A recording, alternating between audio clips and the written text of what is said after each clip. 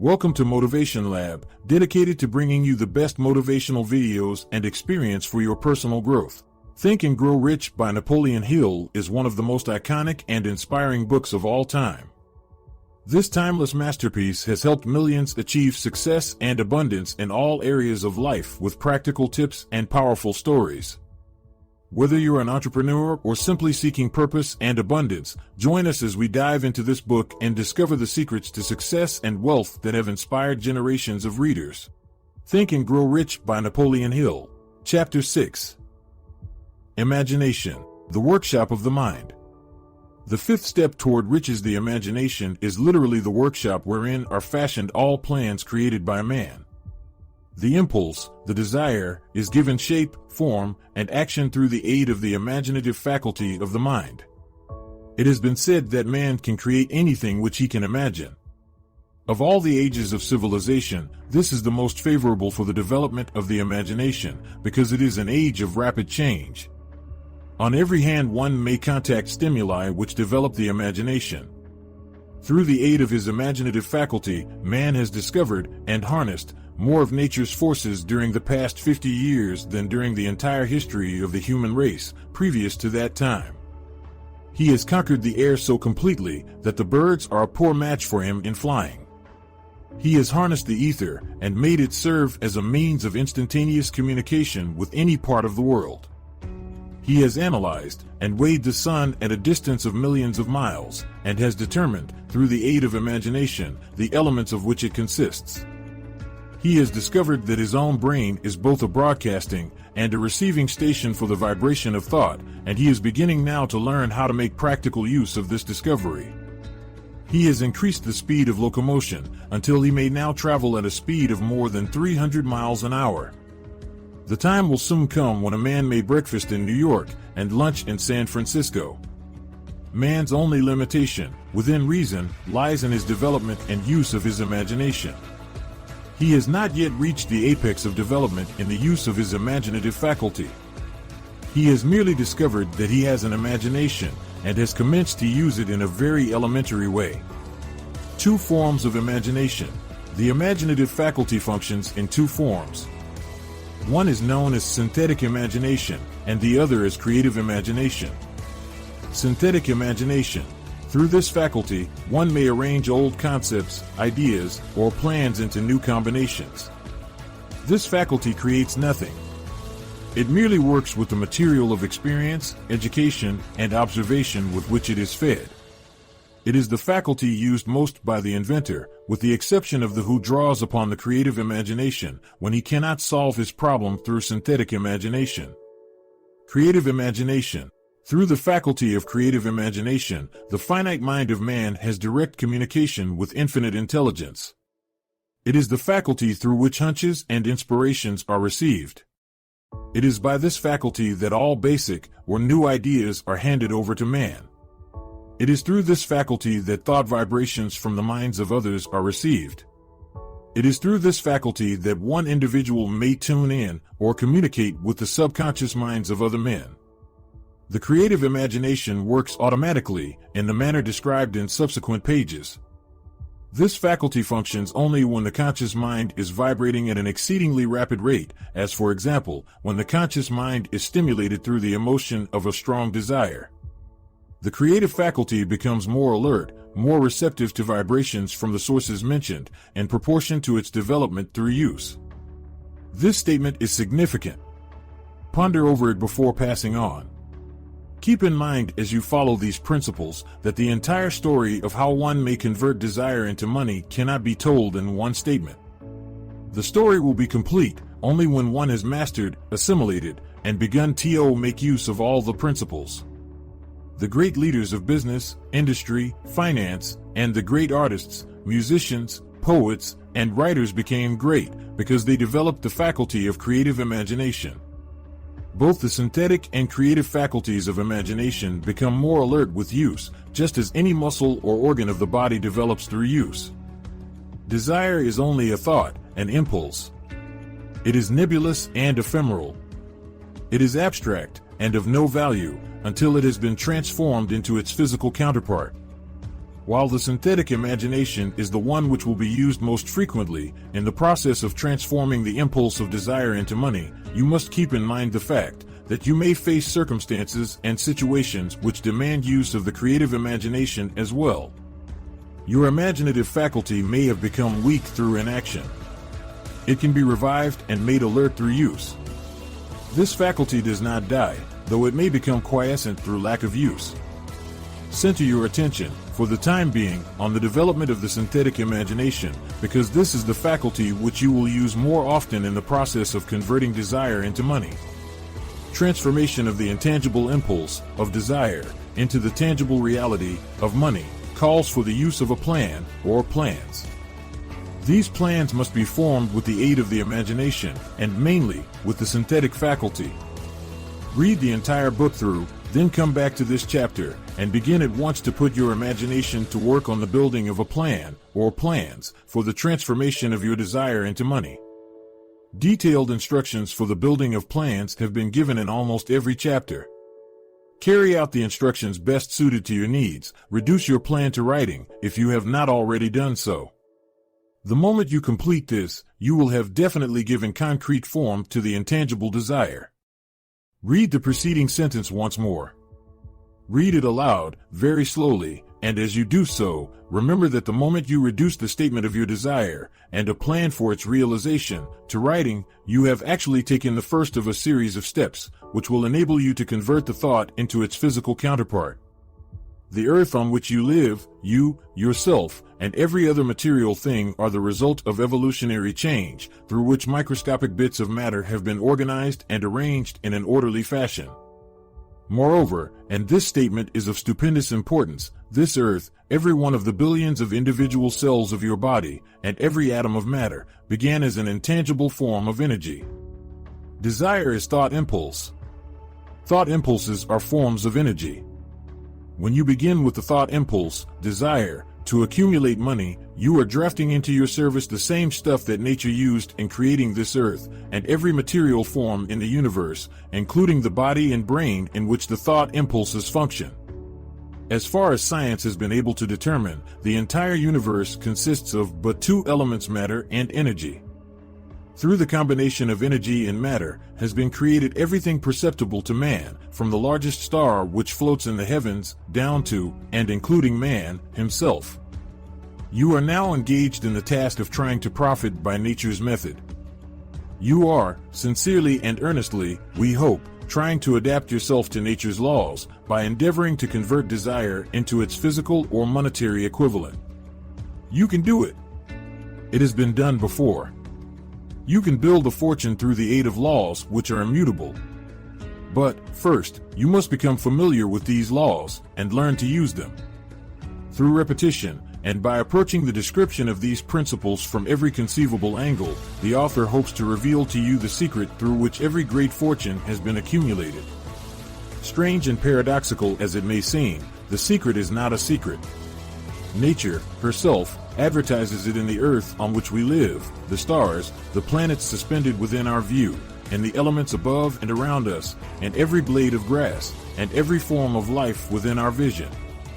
Nature advertises this secret in the terms of biology, in the conversion of a tiny cell, so small that it may be lost on the point of a pen, into the human being now reading this line.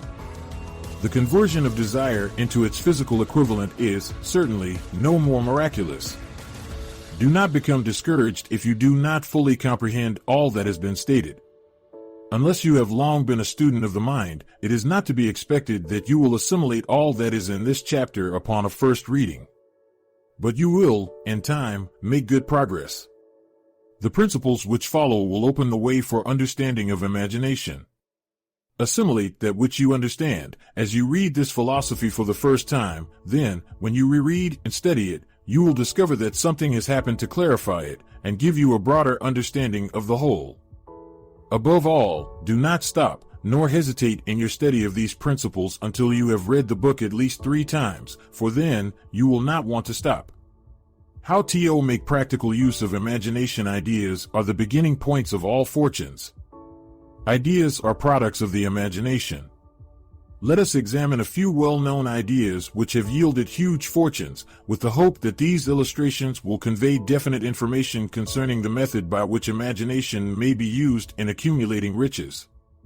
The enchanted kettle. 50 years ago, an old country doctor drove to town, hitched his horse, quietly slipped into a drugstore by the back door, and began dickering with the young drug clerk.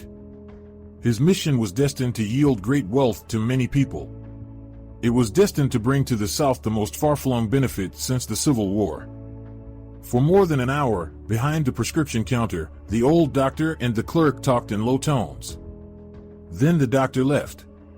He went out to the buggy and brought back a large, old-fashioned kettle, a big wooden paddle, used for stirring the contents of the kettle, and deposited them in the back of the store. The clerk inspected the kettle, reached into his inside pocket, took out a roll of bills, and handed it over to the doctor. The roll contained exactly $500, the clerk's entire savings. The doctor handed over a small slip of paper on which was written a secret formula. The words on that small slip of paper were worth a king's ransom. But not to the doctor. Those magic words were needed to start the kettle to boiling, but neither the doctor nor the young clerk knew what fabulous fortunes were destined to flow from that kettle. The old doctor was glad to sell the outfit for $500. The money would pay off his debts and give him freedom of mind. The clerk was taking a big chance by staking his entire life savings on a mere scrap of paper and an old kettle. He never dreamed his investment would start a kettle to overflowing with gold that would surpass the miraculous performance of Aladdin's lamp. What the clerk really purchased was an idea. The old kettle and the wooden paddle and the secret message on a slip of paper were incidental. The strange performance of that kettle began to take place after the new owner mixed with the secret instructions an ingredient of which the doctor knew nothing. Read this story carefully, give your imagination a test. See if you can discover what it was that the young man added to the secret message, which caused the kettle to overflow with gold. Remember, as you read, that this is not a story from Arabian Nights. Here you have a story of facts, stranger than fiction, facts which began in the form of an idea. Let us take a look at the vast fortunes of gold this idea has produced. It has paid, and still pays, huge fortunes to men and women all over the world, who distribute the contents of the kettle to millions of people. The old kettle is now one of the world's largest consumers of sugar, thus providing jobs of a permanent nature to thousands of men and women engaged in growing sugar cane, and in refining and marketing sugar. The old kettle consumes, annually, millions of glass bottles, providing jobs to huge numbers of glass workers. The old kettle gives employment to an army of clerks, stenographers, copywriters, and advertising experts throughout the nation. It has brought fame and fortune to scores of artists who have created magnificent pictures describing the product. The old kettle has converted a small southern city into the business capital of the South, where it now benefits, directly or indirectly, every business and practically every resident of the city. The influence of this idea now benefits every civilized country in the world, pouring out a continuous stream of gold to all who touch it. Gold from the kettle built and maintains one of the most prominent colleges of the South, where thousands of young people receive the training essential for success. The old kettle has done other marvelous things. All through the World Depression, when factories, banks, and business houses were folding up and quitting by the thousands, the owner of this enchanted kettle went marching on, giving continuous employment to an army of men and women all over the world, and paying out extra portions of gold to those who, long ago, had faith in the idea. If the product of that old brass kettle could talk, it would tell thrilling tales of romance in every language. Romances of love, romances of business, romances of professional men and women who are daily being stimulated by it. The author is sure of at least one such romance, for he was a part of it, and it all began not far from the very spot on which the drug clerk purchased the old kettle. It was here that the author met his wife, and it was she who first told him of the enchanted kettle. It was the product of that kettle they were drinking when he asked her to accept him for better or worse. Now that you know the content of the enchanted kettle is a world-famous drink, it is fitting that the author confess that the home city of the drink supplied him with a wife, also that the drink itself provides him with stimulation of thought without intoxication, and thereby it serves to give the refreshment of mind which an author must have to do his best work.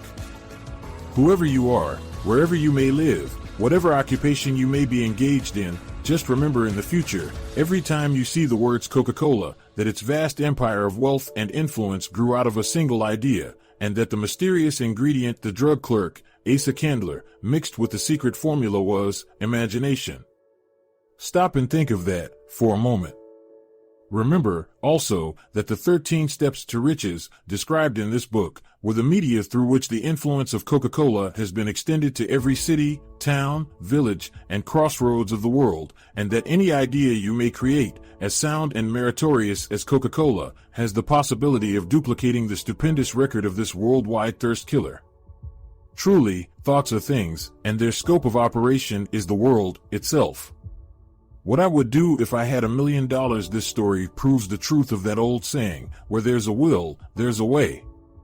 It was told to me by that beloved educator and clergyman, the late Frank W. Gonzalez, who began his preaching career in the Stockyards region of South Chicago.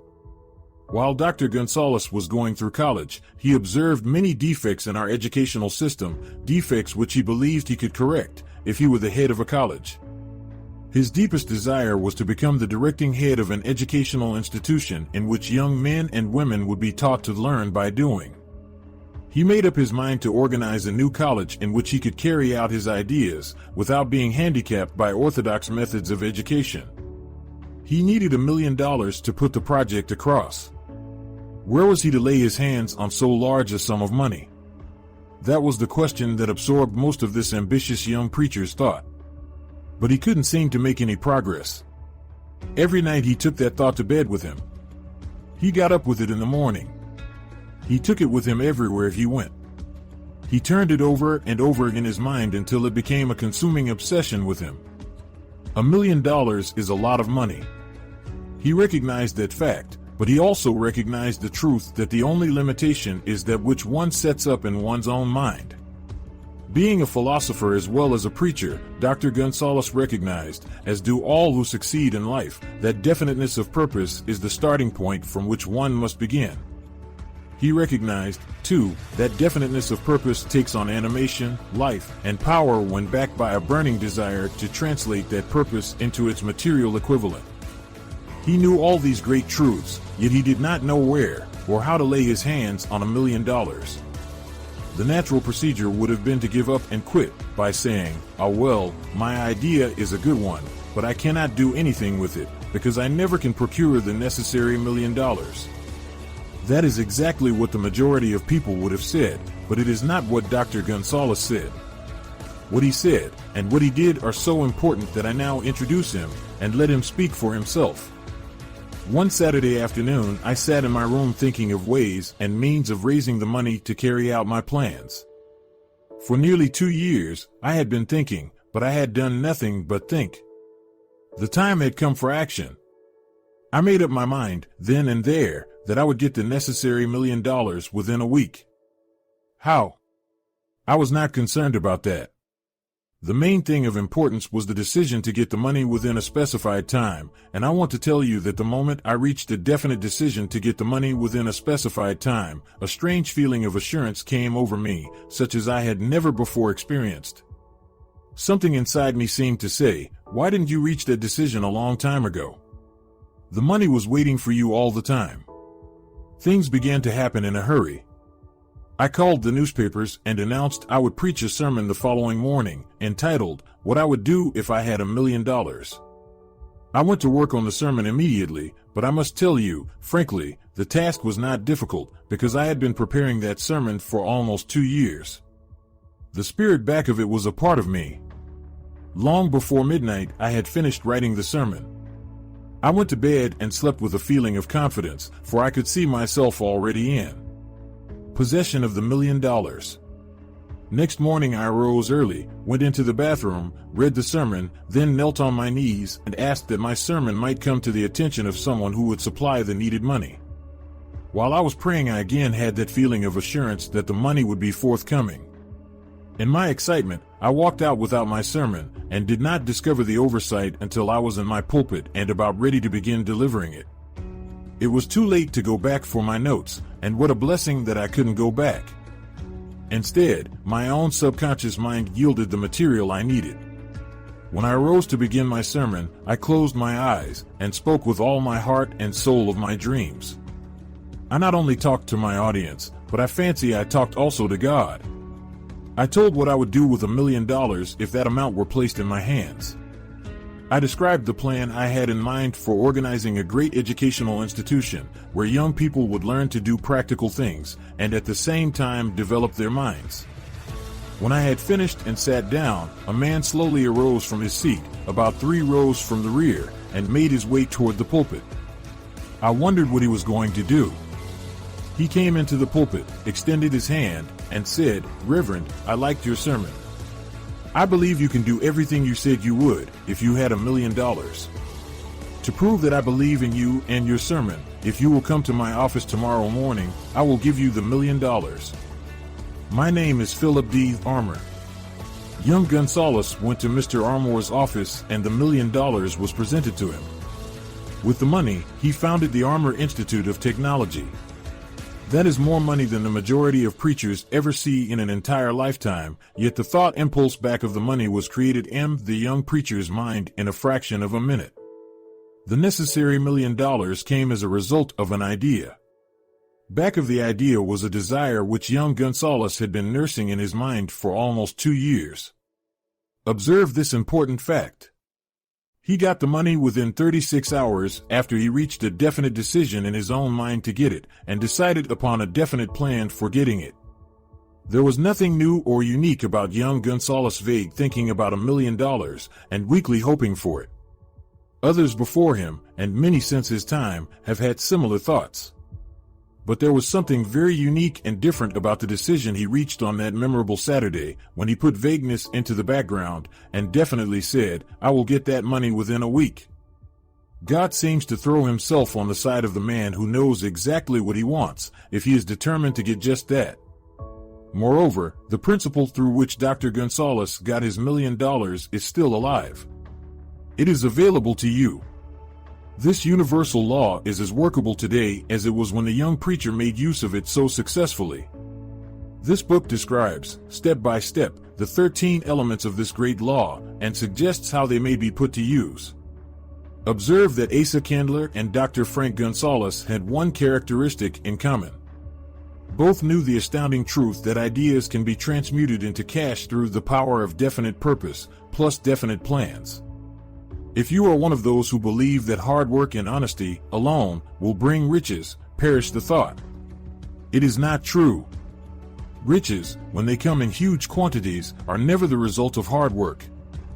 Riches come, if they come at all, in response to definite demands, based upon the application of definite principles, and not by chance or luck. Generally speaking, an idea is an impulse of thought that impels action by an appeal to the imagination. All master salesmen know that ideas can be sold where merchandise cannot. Ordinary salesmen do not know this. That is why they are ordinary. A publisher of books, which sell for a nickel, made a discovery that should be worth much to publishers generally. He learned that many people buy titles, and not contents of books. By merely changing the name of one book that was not moving, his sales on that book jumped upward more than 1 million copies. The inside of the book was not changed in any way. He merely ripped off the cover bearing the title that did not sell, and put on a new cover with a title that had box office value. That, as simple as it may seem, was an idea. It was imagination. There is no standard price on ideas. The creator of ideas makes his own price, and, if he is smart, gets it. The moving picture industry created a whole flock of millionaires. Most of them were men who couldn't create ideas, but they had the imagination to recognize ideas when they saw them. The next flock of millionaires will grow out of the radio business, which is new and not overburdened with men of keen imagination. The money will be made by those who discover or create new and more meritorious radio programs and have the imagination to recognize merit and to give the radio listeners a chance to profit by it. The sponsor, that unfortunate victim who now pays the cost of all radio entertainment, soon will become idea conscious and demand something for his money. The man who beats the sponsor to the draw and supplies programs that render useful service is the man who will become rich in this new industry. Crooners and light chatter artists who now pollute the air with wisecracks and silly giggles will go the way of all light timbers, and their places will be taken by real artists who interpret carefully planned programs which have been designed to service the minds of men, as well as provide entertainment. Here is a wide-open field of opportunity screaming its protest at the way it is being butchered because of lack of imagination and begging for rescue at any price. Above all, the thing that radio needs is new ideas. If this new field of opportunity intrigues you, perhaps you might profit by the suggestion that the successful radio programs of the future will give more attention to creating buyer audiences and less attention to listener audiences. Stated more plainly, the builder of radio programs who succeeds in the future must find practical ways to convert listeners into buyers. Moreover, the successful producer of radio programs in the future must key his features so that he can definitely show its effect upon the audience. Sponsors are becoming a bit weary of buying glib selling talks based upon statements grabbed out of thin air. They want, and in the future will demand, indisputable proof that the program not only gives millions of people the silliest giggle ever, but that the silly giggler can sell merchandise. Another thing that might as well be understood by those who contemplate entering this new field of opportunity, radio advertising is going to be handled by an entirely new group of advertising experts, separate and distinct from the old-time newspaper and magazine advertising agency men.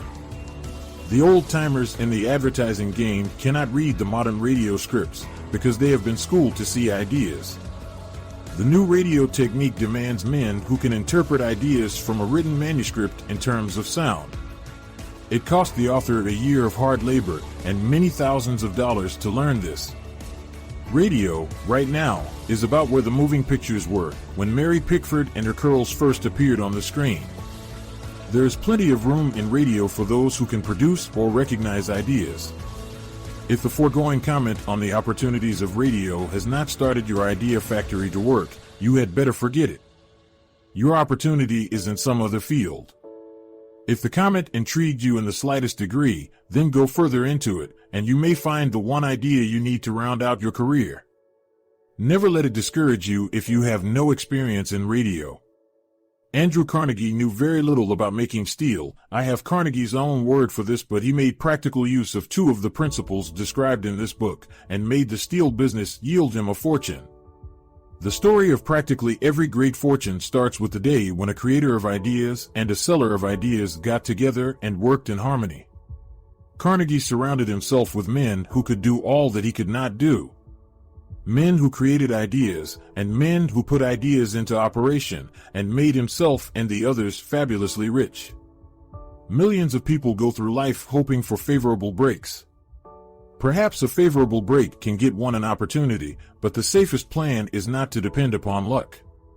It was a favorable break that gave me the biggest opportunity of my life, but 25 years of determined effort had to be devoted to that opportunity before it became an asset. The break consisted of my good fortune in meeting and gaining the cooperation of Andrew Carnegie. On that occasion, Carnegie planted in my mind the idea of organizing the principles of achievement into a philosophy of success.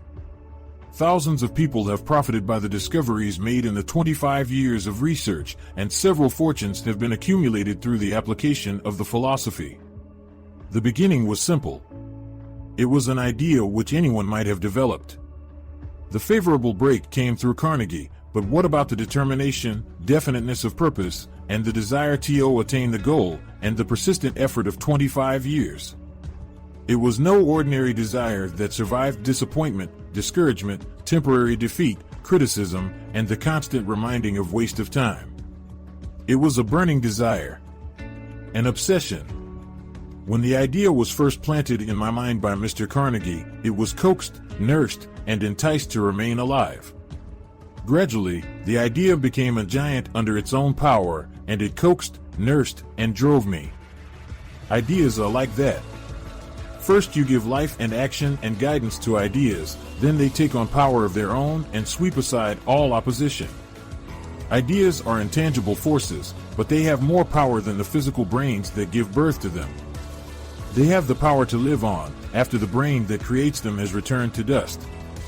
For example, take the power of Christianity. That began with a simple idea, born in the brain of Christ. Its chief tenet was, do unto others as you would have others do unto you.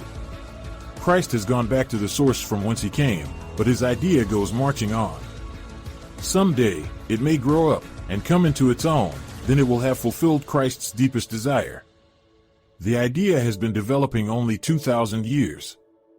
Give it time. Success requires no explanations. Failure permits no alibis.